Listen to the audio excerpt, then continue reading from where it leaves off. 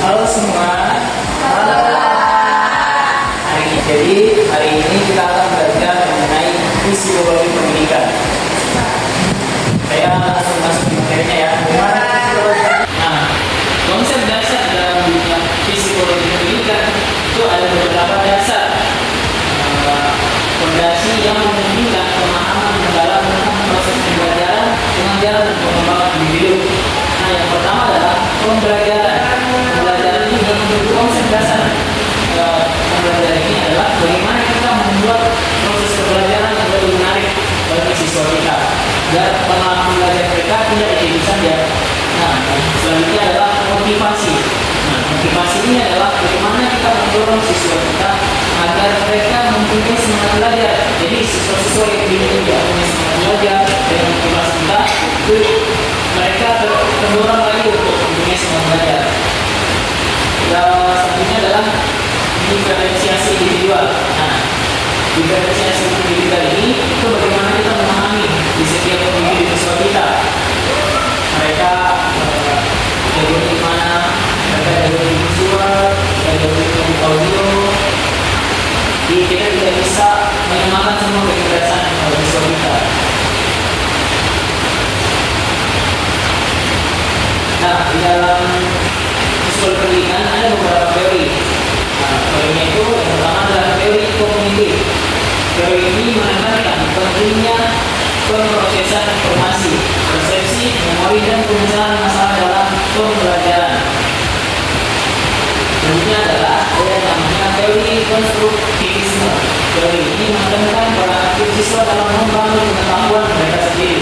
Jadi, siswa diberikan untuk mencari sebuah materi pembelajaran itu secara mandiri. Nah, mungkin itu materi dari saya. Mungkin ada yang mau ditanyakan? Saya Pak. Jadi saya mau bertanya Pak, di zaman sekarang itu banyak mahasiswa dan siswa yang stres dengan akademiknya, seperti nilainya yang menurun, stres karena tugas yang menumpuk. Gimana cara mengatasinya, Pak? Mengatasinya seperti itu, Pak. Saya akan menjawab pertanyaannya. Jadi, bagaimana cara mengatasi? Nah, cara mengatasinya itu salah satunya adalah manajemen waktu. Buat jadwal yang realistis dan efektif untuk belajar, istirahat, dan aktivitas lainnya. Dan untuk menghindari menunda-nunda pekerjaan dan selesaikan tugas segera setelah diberikan. Jadi dengan cara itu mungkin atau memungkinkan peserta didik tidak mengalami stres akibat masalah ini, tugas bertumpuk, juga mengalami nilai turun.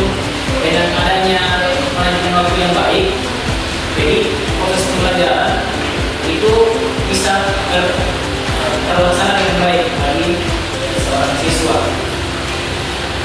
Nah, itu tadi jawaban dari saya.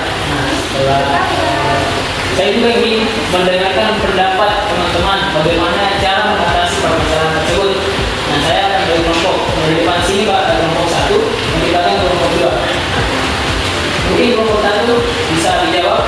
Saya Pak, ada saya dapat dari jurnal itu Pak, sebuah studi menemukan bahwa relevasi akademik di Indonesia berkisaran antara 36,7% hingga 71,6%. Sebagian besar mahasiswanya mengalami stres pada tingkat sedang seperti yang ditemukan di Universitas Jambi, di mana 89,6% mahasiswa menunjukkan tingkat stres sedang, terutama disebabkan oleh tekanan dari diri sendiri dan reaksi perilaku. Itu saja Pak. Nah, jawaban yang bagus. Nah, saya juga mau tanyakan juga itu mengenai kira-kira berapa banyak siswa yang mengalami tekanan dalam proses belajar, dalam arti ini stres. Kira-kira teman-teman tahu tidak? Ya, bismillah, saya menjawab pertanyaan dari Bapak terkait masalah yang dihadapi oleh seorang siswa akibat banyaknya tugas akademik. Nah, yang pertama, stresnya siswa diakibatkan dengan banyaknya masalah yang ada di luar akademik. Tentu ini juga akan mempengaruhi akibat tidak adanya ruang untuk bercerita. Jadi solusinya, teman-teman yang ada di sini, jika ada temannya yang mengalami stres atau apa, ya mungkin bisa dicoba untuk melakukan pendekatan secara persuasif.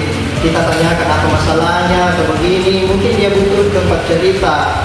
Kemudian kita nasihati bahwa untuk menyelesaikan masalah, ya, kita jangan tunda-tunda dan lain-lain sebagainya. Itu yang paling terpenting di kehidupan kita. Seperti itu, Pak. Nah, betul jawabannya tadi. Nah, kira-kira siapa yang bisa simpulkan dari beberapa pendapat dari teman-temannya tadi? Silakan. Saya Pak. Dari kedua permasalahan tadi, dikarenakan adanya tekanan dari diri sendiri dan tidak adanya tempat untuk bercerita, saya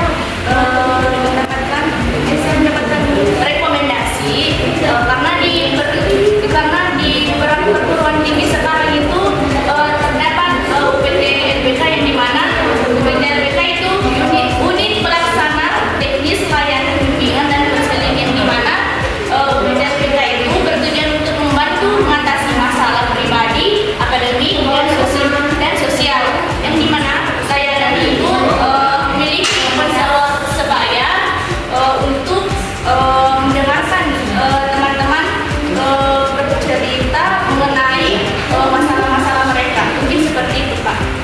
Jawaban yang bagus. Nah, mungkin untuk hari ini cukup saja pertemuan kita. Kurang lebihnya mohon dimaafkan. Assalamualaikum warahmatullahi wabarakatuh. Waalaikumsalam.